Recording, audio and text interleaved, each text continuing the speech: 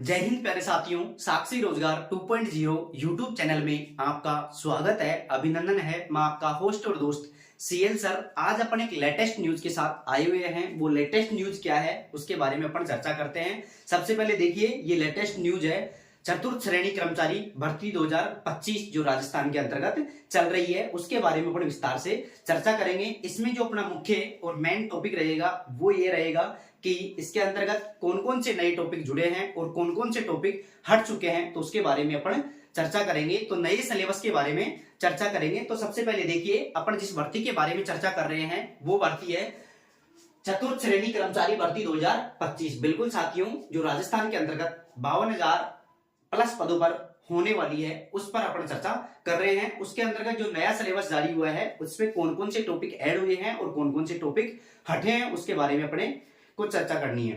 देखो, सबसे पहले देखिए, अपन जिस टॉपिक के बारे में चर्चा कर रहे हैं वो है 4th ग्रेड न्यू सिलेबस। बिल्कुल साथियों, 4th ग्रेड के अंतर्गत जो नया सिलेबस जारी हुआ है उसमें अपन कौन कौन से टॉपिकों को ज्यादा महत्व दे, कौन कौन से टॉपिक हट गए हैं उनको नहीं पढ़े, तो उसके बारे में अपन चर्चा करेंगे। सबसे पहले देखिए विषय सबसे पहले देखिए हिंदी के अंतर्गत कुल टोटल 20 क्वेश्चन आएंगे। कितने क्वेश्चन आएंगे?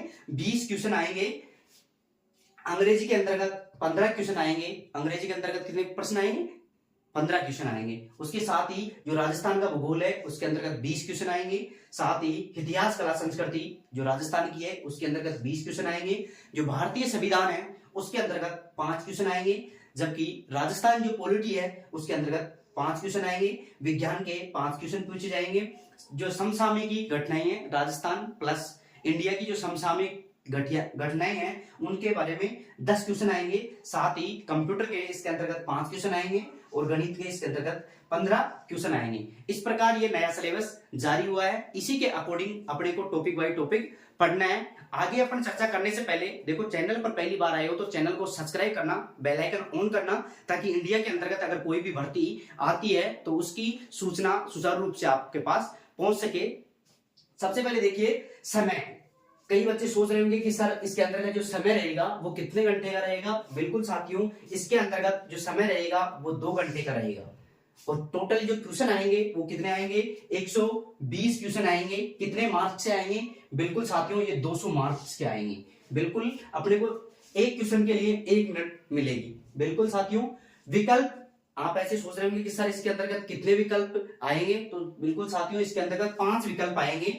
A B C D E option. देखो, ई ऑप्शन का विशेष तौर से अपने को ध्यान रखना है। अगर अपने को कोई भी प्रश्न नहीं आता है, अपन उसको हल करने में सक्षम नहीं है, तो अपने को ई ऑप्शन अवश्य चुनना है। ये विशेष बात ध्यान से रखनी है, क्योंकि अगर अपन ई ऑप्शन नहीं चुनते हैं, अगर 10% से अधिक प्रश्नों में अपन ई ऑप्शन नहीं लगाते हैं और खाली छोड़ देते हैं तो अपन अयोग्य घोषित हो जाएंगे। तो अपने को इस टॉपिक पर विशेष ध्यान रखना है। आगे देखिए, नेगेटिव मार्किंग 1/3 रहेगी, अर्थात आप 3 क्वेश्चन अगर गलत कर देते हो तो आपका एक क्वेश्चन सही भी कट जाएगा। तो अपने को नेगेटिव मार्किंग पर भी विशेष तौर से ध्यान रखना है, क्योंकि इसमें 1/3 नेगेटिव मार्किंग रहेगी।